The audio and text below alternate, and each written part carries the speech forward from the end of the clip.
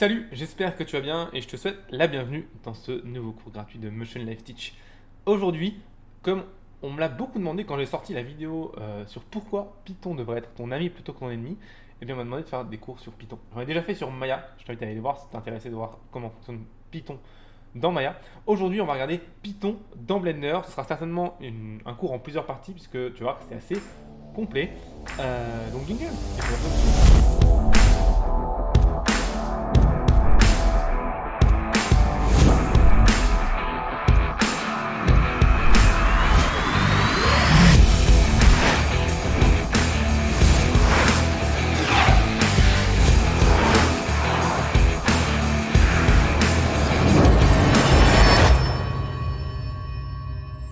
Donc du coup, on se retrouve dans Blender. Alors la première chose à faire quand tu travailles avec Python dans Blender, c'est de venir te mettre dans un espace de travail cohérent. Donc tu peux prendre celui de scripting ici, qui est pas trop mal, où tu as l'éditeur de texte et ce genre de choses que je vais t'expliquer après. Mais je préfère le faire moi-même avec toi pour qu'on puisse voir un petit peu ce qu'il en est. Donc je vais juste voilà, avoir le layout le plus basique possible et on va regarder ça ensemble. Avant de démarrer, je tiens à dire que ce cours n'est pas un cours pour apprendre Python. D'accord. Si tu ne sais pas coder en Python, si tu n'as pas des bases de programmation, tu vas te noyer dans la dose d'information qu'il y a là. Ce cours, c'est apprendre comment lier Python à Blender. Donc il faudrait déjà que tu aies des bases de Python en tant que tel. Si tu n'as aucune base de Python, eh bien sache qu'il y a une formation qui est en cours de notre côté qui va se faire. Bon, alors, on parle d'une formation qui sera tirée dans quand même plusieurs mois, donc tu as encore le temps, entre guillemets. Et sinon, je t'invite à te reporter sur d'autres types systèmes de formation, notamment Open Classroom qui fait une super formation sur Python. C'est un très bon point de départ. C'est comme ça que moi je démarrais par exemple. Et voilà. Donc, cela étant dit, le préambule étant fait, nous pouvons y aller. Donc, on se retrouve avec notre interface. La première chose qu'il faut qu'on voit, c'est que je te montre les trois types d'espaces qui existent dans Blender pour bosser avec Python. Le premier espace ici, c'est dans Scripting, tu as Text Editor. C'est simplement un text editor. Donc c'est vraiment tout bête, c'est n'importe quel text editor, Notepad++, Sublime Text, CodeBlock, enfin c'est juste un éditeur de texte quoi. On ira dans les détails un petit peu plus après. Deuxième éditeur, c'est le Python Console. Le Python Console, c'est hyper important, c'est ton interpréteur Python que tu aurais quand tu installes Python. Ça te permet de tester les choses. Par exemple, tu vois, si je mets A égale, par exemple, Motion Life Teach, tu vois, hop, et ben je peux très bien faire un print derrière A. Hop, voilà. Donc du coup, tu vois, pour tester mes codes, je vais juste hop, bouger ma tête pour que tu puisses voir un petit peu ce que je fais. Voilà. Donc ça c'est très intéressant. Ça va te permettre de tester toutes tes petites lignes, tous tes petits scripts, tester aussi comment accéder aux objets dans Blender, on y vient. Donc c'est très bien, c'est un interpréteur Python classique. Alors il faut savoir que Python Blender utilise Python 3.7.4, donc du coup par exemple le print sans parenthèse dans Blender ne marche pas parce que tout simplement on est dans Python 2, Python 3 et dans Python 3 il faut mettre des parenthèses dans print. Donc les codes que tu écrirais en Python 2.7 ne fonctionneront pas la plupart du temps sur Blender parce que Blender est en Python 3. D'accord. C'est important de le préciser parce que le standard de l'industrie aujourd'hui c'est encore Python 2.7 en effets spéciaux. Donc tous les autres logiciels que je connais sont en Python 2.7. Blender c'est le seul à avoir fait le passage à la version 3.7. À savoir que la rétrocompatibilité est possible dans un sens, pas dans l'autre. C'est-à-dire que les scripts Python 3 sont compatibles Python 2. Par contre, les scripts Python 2 ne sont pas compatibles Python 3. En général, il y a des exceptions. C'est assez compliqué et il y a tellement de choses qui diffèrent que je ne vais pas rentrer dans les détails. Puis je ne les connais pas tous. Donc, bref, donc l'interpréteur, ça va servir à tester des codes, à pouvoir avoir rapidement le contenu d'une variable, ce genre de choses. Très intéressant pour tester. Et le dernier ici, dans script, c'est info. Info, en fait, c'est simplement une fenêtre qui va répertorier tout ce que tu fais dans Blender. Donc, par exemple, je te montre, je vais ouvrir simplement un autre espace ici. Si tu ne connais pas comment ouvrir des espaces, etc., je te renvoie sur la vidéo des bases de Blender où j'explique ça un petit peu, qui est importante. Parce que du coup, là, c'est vraiment basique et si tu ne connais pas ça, tu vas un peu, tu vas un peu nager aussi. Si je crée un cube par exemple, tu vois, hop, j'ai la ligne ici qui vient de me dire, ok, tu as créé un cube, et en fait, il ne fait pas juste que me renvoyer ce que j'ai fait. En fait, il l'écrit sous forme de commande script. Donc en gros, si j'exécute cette commande, ça va me faire exactement la même chose.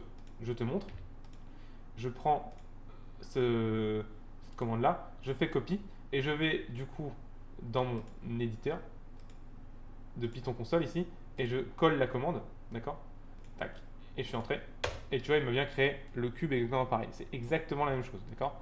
Donc, c'est ça qui est intéressant avec Finish, c'est que du coup, t'es pas obligé d'apprendre toutes les commandes par cœur, c'est que tu peux commencer à faire des copier-coller de tes commandes en fait dans Info pour commencer à découvrir le script, et c'est comme ça en fait souvent qu'on travaille. Donc du coup, déjà, à quoi ça sert le script dans Blender? À quoi ça sert Python dans Blender? La première chose, ça va te servir, dans un premier temps, à automatiser des tâches. Par exemple, tu te rends compte que, je ne sais pas moi, pour travailler, tu fais rapidement, souvent un cube, tu viens lui mettre un modifieur et tu l'appliques.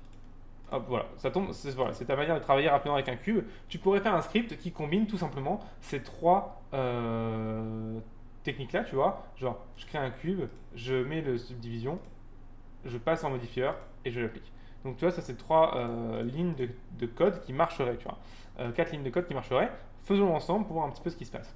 Donc du coup, je vais commencer à faire mon layout pour faire un script. Donc moi, ce que j'aime bien avoir, c'est avoir une petite vue 3D. Donc du coup, je vais rétrécir un petit peu la vue 3D. J'aime bien avoir mon info à ce niveau-là, au-dessus. J'aime bien l'avoir au-dessus. Donc voilà. Tac, ici. Ici, je vais mettre en éditeur de texte pour écrire mon script directement. D'accord. J'utiliserai l'éditeur de texte seulement pour les petits scripts. Quand ça va être des trop gros scripts, ça va me saouler, je vais l'enlever. Hop, je vais mettre ma tête du coup au niveau de la vue 3D ici. Et ici, je vais simplement me mettre ici en Python console pour tester ce que je fais. Donc du coup, je vais appuyer sur New ici pour créer un nouveau texte. Donc là, pour l'instant, c'est un texte qui est interne à ton fichier Blender. Il n'est pas sauvé sur ton disque dur. Si tu veux le sauver sur ton disque dur, il faut le nommer .py et tu appuies sur CTRL SHIFT ALT S. En tout cas, c'était le raccourci dans le 2.79. Je ne sais pas s'ils l'ont changé dans le 2.8. On va regarder test.py. Est-ce qu'on peut le sauver quelque part? C'est toujours CTRL SHIFT ALT S pour sauver le Python. Bon, là, j'en ai pas besoin, donc je vais pas le sauver. Mais voilà. Et du coup, ce que je vais faire, c'est que je vais vraiment juste faire un copier-coller des commandes que j'ai faites. Donc, du coup, le fait de créer le cube, de lui ajouter un modifieur et d'appliquer le modifieur. Donc, du coup, on le voit ici, on cherche bpi.ops mesh primitive cube add. Ok, donc hop, je fais clic droit, copie, coller. Je prends la deuxième ligne, copie, coller. J'ai expliqué ces lignes évidemment en détail. Hein. Copier, coller et copier, coller. Alors, du coup, qu'est-ce que ça veut dire tout ça? BPI, c'est le module de base de Blender. Dans BPI, tu as tous les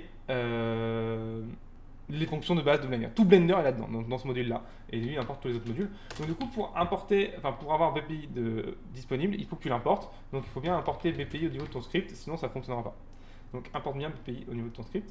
OPS, c'est le module des opérateurs. Donc les opérateurs, c'est quoi? C'est tous les boutons de Blender, tous les boutons, les menus, tous les trucs où tu cliques dans Blender, c'est des OPS. C'est des opérateurs qu'on appelle. Donc du coup, dès que tu vas chercher un opérateur dans Blender qui se fait via un bouton, tu vas aller dans le module OPS. D'accord? Après, je te montrerai comment accéder à tous les opérateurs de Blender, il y a la liste, les docs, etc. Pas de panique. Hein. Et derrière, tu as du coup le sous-menu, tu as ta Mesh, Object. Alors ici, tu as BPI Context, je vais y venir après. Et Object, par exemple. Et puis après, tu as des sous-menus et tu as la méthode derrière, d'accord, par rapport à ce sous-menu. Donc, c'est plutôt ici des méthodes c'est des fonctions de modules, c'est pas des méthodes d'objets. Ce qui est important à comprendre, c'est qu'ici on a trois opérateurs du coup. Le premier opérateur ici qui est primitive cube add, qui sert à ajouter un cube. Tu as compris? Subdivision set level qui sert à ajouter un subdivision de set, d'accord? Donc ça met un modifier de subdivision au level 2 ici, tu vois. Et ici on a BPI context paydata.context égale modifier. Qu'est-ce que ça veut dire? On y vient juste après. Je vais d'abord expliquer la dernière ligne pour ça. Et la dernière ligne ici, c'est, je ne sais pas si je peux zoomer, ah voilà, tu verras peut-être mieux.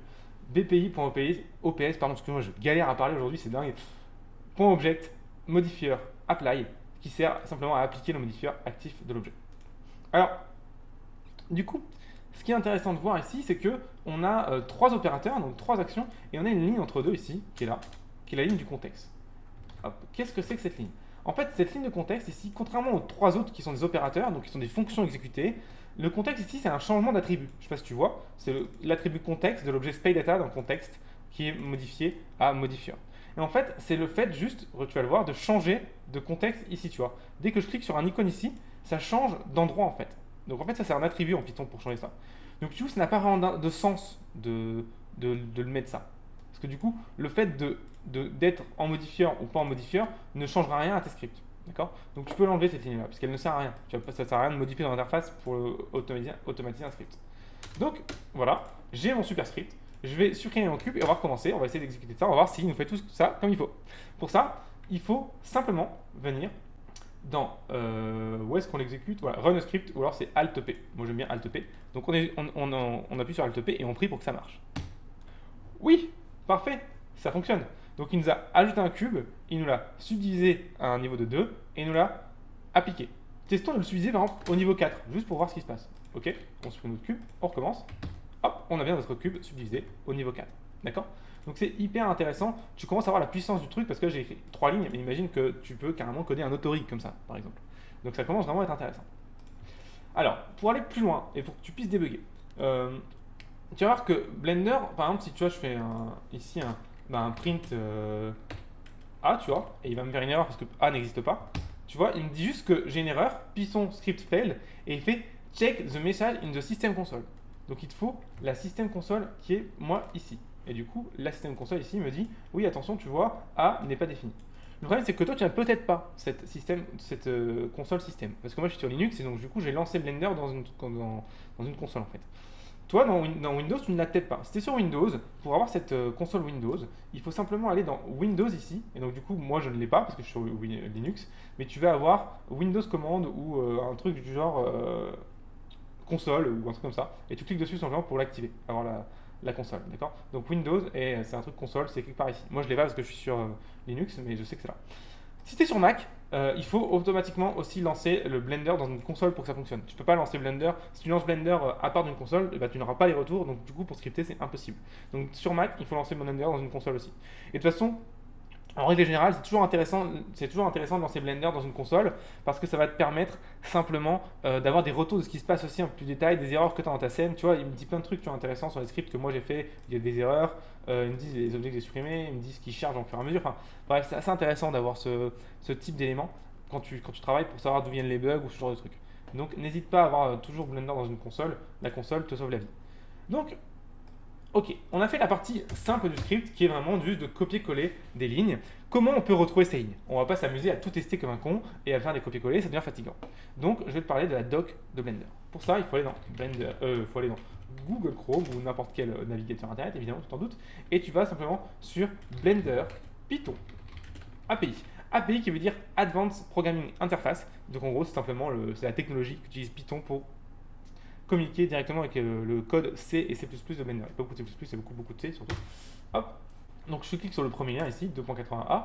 Et du coup, là, tu as toute la doc. Alors ce qui est intéressant, c'est que si tu vois, tout ça, je te conseille de le lire là. Tous ces liens-là, ils sont très intéressants dans le sens où ils expliquent vraiment comment démarrer. Donc ça, c'est vraiment très cool parce que tu vas pouvoir démarrer rapidement, simplement. Voilà, tu expliques comment faire un add-on, etc. Bon, on va le voir ensemble aussi, mais voilà, c'est vraiment une bonne base pour démarrer. Moi, je démarre avec ça. Et ici, tu as la Search Doc qui va te permettre de chercher des choses. Et là, tu as un truc qui s'appelle Application Module qui correspond en fait à tous les modules qu'on a dans Blender. Et tiens, regarde, cadeau, qu'est-ce que c'est que ça? Application Module, oh, tiens, BPI.ops, opérateur, c'est exactement celui qu'on utilisait. Alors, du coup, allons voir un petit peu ce qu'il y a dans BPI opérateur. Donc, je clique dessus. Dans BPI opérateur, alors il explique un petit peu comment ça fonctionne, donc c'est hyper intéressant. Il explique par exemple que contrairement à d'autres logiciels en Python, les opérateurs ne retournent jamais une valeur. Ils ne retournent jamais un objet ou que sais-je, ils retournent toujours le statut. Donc finish, cancel, running modal, cancel, finish, pass through. Donc c'est différents statuts pour savoir si l'opération s'est bien passée ou pas. Donc du coup, tu peux pas par exemple avoir dans une variable l'objet créé. En tout cas, pas grâce à un opérateur. On va voir ensemble, il y a d'autres solutions. Donc du coup, voilà, bon, il explique globalement comment ça fonctionne. Tu peux aller lire correctement, mais nous, ce qu'on veut, c'est la liste. Donc du coup, hop, voilà, là, tu as toute la liste des opérateurs qu'on peut, nous, copier-coller, s'amuser. Donc, tiens, allons voir, par exemple, on a vu qu'on avait fait, nous, dans notre Blender, un mesh opérateur. Hop, mesh primitive, donc allons voir les meshes. Donc, hop, tiens, mesh opérateur. Tiens, mesh opérateur, donc j'en ai plein. Alors, le mien s'appelait primitive cube add. Donc, on va chercher primitive cube add. Code cube add, voilà. Et là, du coup, ça commence à être intéressant parce que du coup, j'ai plus seulement un copier-coller avec quelques attributs, quelques paramètres, pardon. J'ai vraiment tous les paramètres expliqués, ce qu'ils prennent. Donc, j'ai la taille, est-ce que je calcule les UV, est-ce que j'entre en edit mode quand je l'ai créé, est-ce que je l'aligne avec le world ou avec autre chose, tu vois, je peux l'aligner avec le world, le view, le curseur, etc. Est-ce que je peux changer sa location et sa rotation. Tiens, allez, on essaye.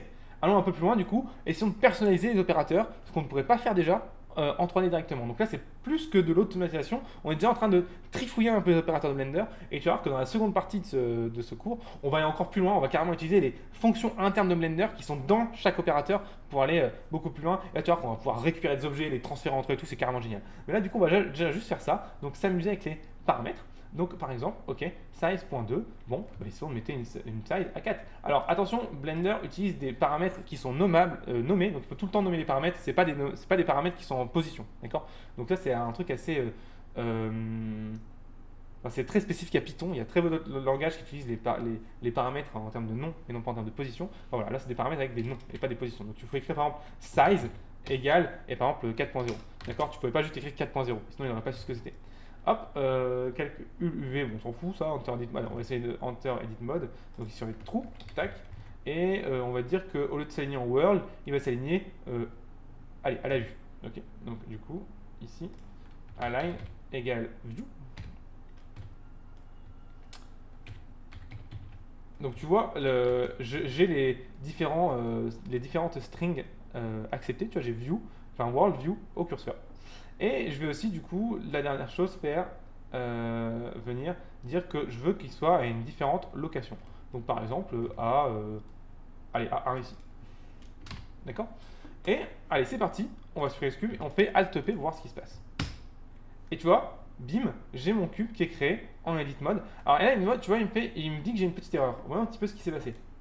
Et il me dit, attention, attention, et oui, les modifiers ne peuvent pas être appliqués en Edit Mode. Donc, du coup, je suis passé en Edit Mode, mais du coup, en étant passé en Edit Mode, j'annule le fait de pouvoir appliquer le modifier parce que Blender, c'est une sécurité. Quand en Edit Mode, tu peux pas appliquer un modifier. Tu vois, j'essaie de le faire, tu vois, il me met la même erreur. Donc, il faut repasser en mon objet pour l'appliquer. Du coup, le fait d'être passé en Edit Mode, c'était pas la bonne solution. Bref, mais en tout cas, on va plus utiliser la subdivision. Ça ne sert plus à grand chose, on va juste jouer avec le cube. Alors maintenant, qu'est-ce qu'on peut faire maintenant? Parce que du coup, ça, on peut le faire à la main. Qu'est-ce qu'on pourrait faire en script qu'on ne pourrait pas faire à la main tellement ce serait long? Mais imagine, par exemple, j'ai envie de faire un cube de 100 cubes sur 100 cubes.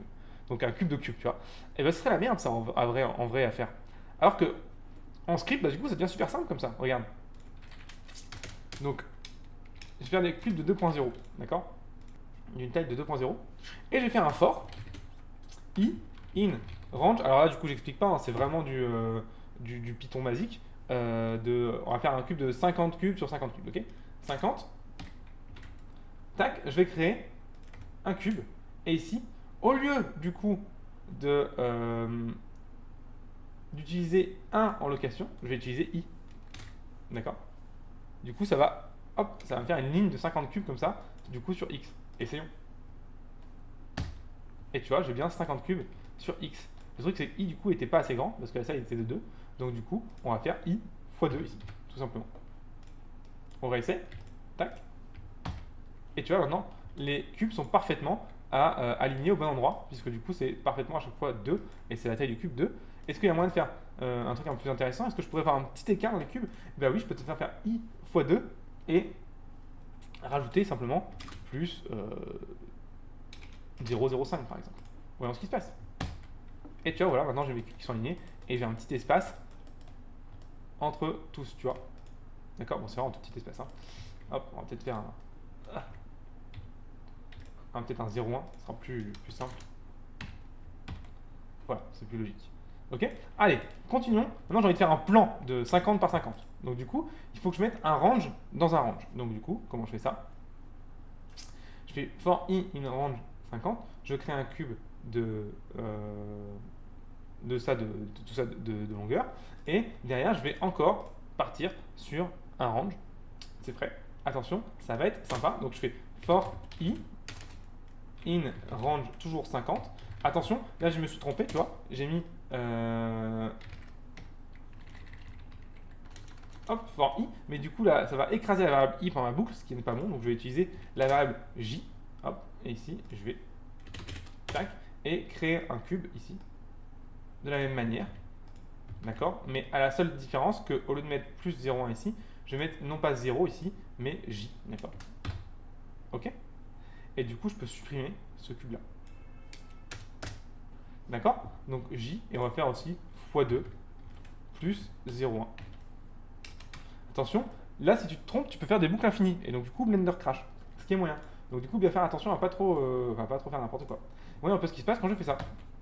Ça va prendre un peu plus de temps, évidemment. Ok, la prochaine fois, on fera 10 par 10, parce que du coup, je pense que là, on l'a perdu. Bon, du coup, qu'on soit clair, on l'a perdu, hein. On l'a perdu. Du coup, à ne pas faire chez soi, hein, ne pas faire chez soi. On le voit, il tourne, hein, il tourne. On est ici à 13% de CPU, donc c'est-à-dire qu'il fait tourner un processeur à fond, puisque j'en ai 8, donc du coup, voilà. Mais du coup, ça, bah, je l'ai perdu. On pourrait attendre, mais je pense que on l'a perdu. Juste, je vais regarder un petit peu si je l'ai vraiment trop. 50 x 50, on a combien? Voilà, 2500 cubes, c'est quand même pas, c'est pas si énorme que ça. Je suis assez étonné qu'il crache. Est-ce que j'ai fait une erreur dans mon code qui provoque une boucle infinie? C'est possible, hein. C'est possible. Parce que je te dis de pas faire de boucle infinie, et puis si tu attends, j'en fais une juste devant toi comme un con. Alors, for in range 50, j in range 50, je vois pas d'erreur, hein. Non, non, non.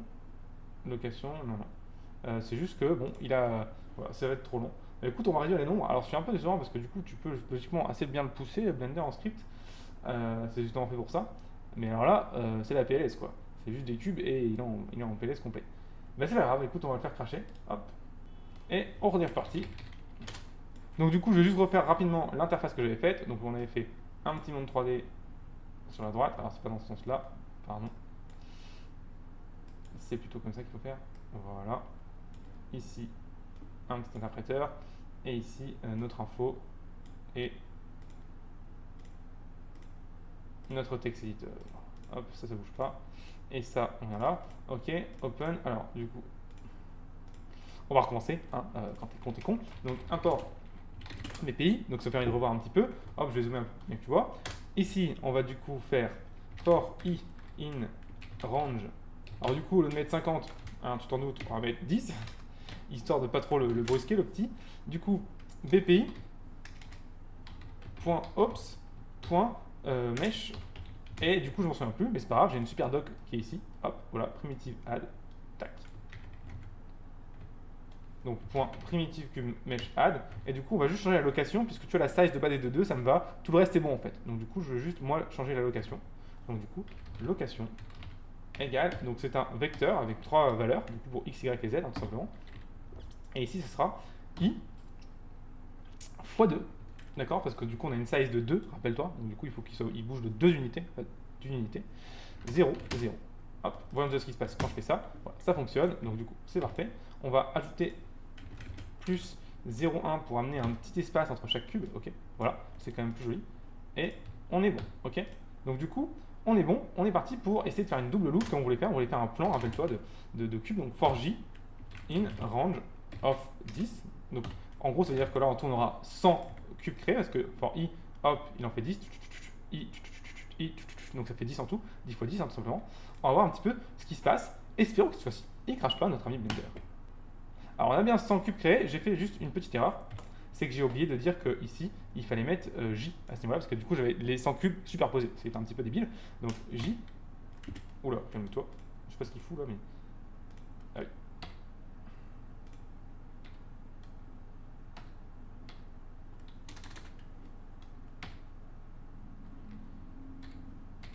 Okay. Hop, alors. Donc J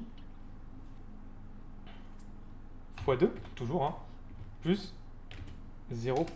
Voilà un petit peu ce qui se passe. On va regarder si je t'ai pas trop raconté de conneries, mais logiquement ça devrait être bon. C'est parti. Et on a bien notre plan de cube parfait. Alors je sais pas pourquoi tout à l'heure, 50 par 50 c'était trop, il a craqué.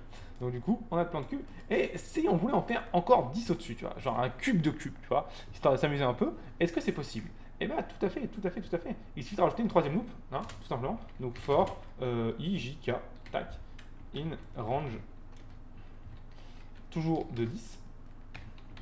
Et du coup, on met une incrémente ici. Rappelle-toi, en Python, c'est des incrémentes pour les boucles. Encore une fois, si tu connais pas Python, on va avoir avant de voir ce cours, tu vas, mon pauvre, tu dois rien comprendre. x2, et du coup, encore une fois, plus 0,1 pour avoir un petit offset. Du coup, pour que les cubes ne soient pas collés, hein. L'idée, c'est le petit 0,1 que je rajoute chaque fois, c'est pour que du coup, tu vois, il y a une petite barre ici. Sinon, il serait parfaitement collé, ce serait pas très joli. Et du coup, hop, je vais juste cliquer sur ce petit bouton là pour que ça revienne à la ligne, c'est plus simple. D'ailleurs, hop, tiens, ça me permet de parler de ces trois petits boutons là. Ici, ça permet de mettre les lignes en bas, à gauche, pardon. Ici, ça permet que ça revienne à la ligne, et ici, ça permet de colorer la syntaxe. Hop, et on fait, enfin, je vais tout supprimer, et on fait Alt P. Et c'est parti. Attention, on va attendre un petit peu, parce fait en fait quand même du coup 1000, hein. Et du coup, on l'a vu tout à l'heure, quand il avait fait 2500, il était en PLS. Logiquement, il n'y a pas de raison que ça marche pas. Enfin, j'espère, quand même. Donc nous voilà avec notre cube de cube, hein. Bon, ça a été un peu long quand même. Il a un peu galéré, sincèrement. Du coup, bon, hop, je vais juste, tac, voilà, pour que tu vois bien le cube de cube. C'était franchement un peu long, mais tu vois, voilà, j'ai bien, du coup, 1000 cubes, tu vois, 999 plus un qui est pas nommé. Donc 1000 cubes dans mon viewport. Voilà, donc je te déconseille de le faire si t'as un ordi pas trop puissant, parce que t'en as pour un petit moment. Parce que moi, il a bien mis bien 45 secondes, une minute pour me le faire. Donc du coup, voilà, attention. Donc du coup, tu vois, la puissance du script, ce qu'on peut automatiser, tu vois, là j'ai juste fait des plus, mais imagine, tu vois, tu peux faire des sphères de cubes par exemple, tu vas pouvoir faire des cubes de n'importe quel objet, hein. Tu vas pouvoir placer des objets à des points stratégiques sur des points d'autres points, etc. Bref, c'est très intéressant. Là, aujourd'hui, on a vu vraiment la base de la base du script de Blender, c'est là, je t'ai montré comment automatiser des tâches que tu savais déjà faire. Tu vas voir qu'en fait, en script dans Blender, on peut aller beaucoup, beaucoup, beaucoup, mais tellement plus loin que ça. Donc du coup, en fait, c'est ce que je vais te partager dans le prochain cours. Je vais te partager tout simplement comment aller plus loin. En fait, il faut comprendre, et je fais un petit teaser du prochain cours, c'est que les opérateurs, les OPS, en fait, c'est des trucs que Blender a déjà écrits en Python, que toi t'exécutes en fait. Et c'est des trucs qui exécutent en Python, qui utilisent les bases internes de Blender pour pouvoir du coup créer des objets. Donc du coup, en fait, c'est une espèce de surcouche déjà de fonctions que tu utilises. En fait, les trucs utilisés dans ces fonctions, tu peux les avoir. Tu peux accéder directement au cube dans ta scène, tu peux accéder à leur data, tu peux les dupliquer directement sans utiliser les opérateurs directement avec la data, en vraiment comprenant comment ça fonctionne. Pardon. Et ça, c'est là que Blender devient très très puissant, parce que du coup, tu te trouves vraiment avec des méthodes sur des objets et non pas des opérateurs, ce qui te permet de vraiment, vraiment contrôler tout ce que tu fais et d'aller extrêmement loin, mais alors t'imagines même pas, tu peux modéliser, hein, comme ça c'est abusé. Voilà, donc c'est ce qu'on va voir dans le prochain cours sur le Python de Blender. Et je vais faire un troisième cours, je pense que je pourrais le faire en 2 fois, mais en voyant du coup le temps que ça prend, je pense que ce sera 3 fois. Je vais faire un cours sur l'interface, comment tu peux lier Python à une interface, comment tu peux te créer une interface dans Blender pour faire ton petit plugin et voilà, lier tes fonctions à des opérateurs, comment tu peux créer tes propres opérateurs, parce qu'on peut, tu vois, c'est assez génial. Tu vois que tu peux faire des opérateurs qui combinent d'autres opérateurs, c'est assez cool aussi. Bref, il y a plein de solutions, il y a plein de trucs à faire. Donc là, on a seulement effleuré la surface aujourd'hui, pour juste que tu te rendes compte. Voilà, cette scène-là, comme d'habitude, elle est disponible sur le site de teachpromotion-live.com si tu es abonné, c'était inscrit sur le site, pas abonné sur YouTube, hein, abonné sur le site de teachpromotion-live.com. Donc, si tu es abonné, n'hésite pas à aller checker et à télécharger cette scène, ce sera avec grand plaisir. Et puis, sinon, moi, je te dis tout simplement à très très bientôt. N'oublie pas d'aller t'abonner sur Motion Live Teach. C'est vrai que je t'ai pas dit ce que tu pouvais gagner en t'abonnant. Tiens, allez, juste avant de partir. Donc, c'est quoi? Pourquoi tu t'abonnes à Motion Live Teach? Déjà, tu peux télécharger toutes les scènes de tous les tutoriels. C'était ce que je viens de parler. Tu as des formations gratuites par email que j'envoie à peu près une fois par mois, une fois tous les 2 mois. C'est des formations exclusives que j'envoie seulement aux abonnés email, donc c'est vraiment top. Et aussi, je te propose plein de contenus en plus, notamment les YouTube Live. Donc du coup, voilà, je me prends en live, ça te permet de me poser toutes tes questions. On voit des sujets divers et variés. L'idée, c'est plutôt que ce soit toi qui vienne dans le YouTube Live et puis qui mène un peu la danse, toi qui poses des questions, du coup, je réponds aux questions de tous et chacun.